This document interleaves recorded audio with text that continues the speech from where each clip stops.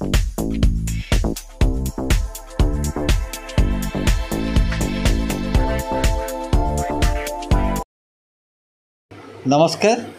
कौन खबर को स्वागत।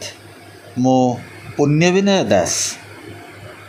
निरपेक्ष दैनिक प्रगतिवादी जनगणंकर स्वर दीर्घ 50 वर्षर ऊर्ध्वकाल संवाद परिवेषण क्षेत्र में कलम चालन कर आसुथिबा एही मर्यादाजनक संवादपत्रर प्राण प्रतिष्ठाता संपादक थिले प्रद्युम्न बड़।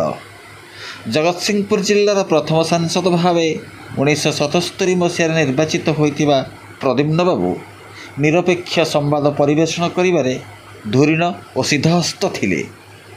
मूल्यबोधयुक्त सांबादिकतार मुख्य प्रख्यापक प्रद्युम्न बड़ सारा ओडिशार एक चर्चित नाम।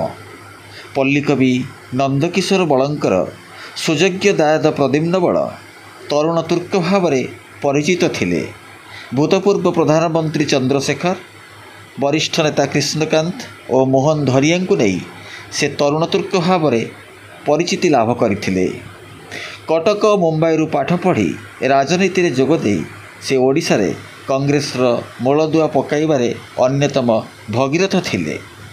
पूर्वतन मुख्यमंत्री डॉक्टर हरेकृष्ण महताब और विजु पट्टनायक परे से कांग्रेस छाड़ी जनता पार्टी रे जोग देइथिले।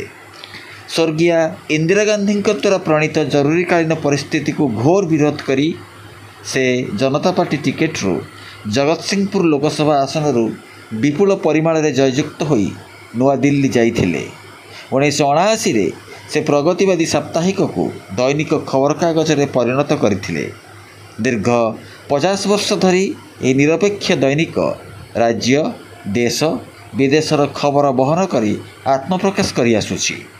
विभिन्न सामाजिक अर्थनैतिक राजनैतिक सांस्कृतिक खबर परिवेषण करी अर्धशताब्दीर एही दैनिक खबर कागज राज्यर अन्य प्रतिष्ठित खबर कागज गुड़िक भितर एक मूर्धन्य स्थान पाइछि।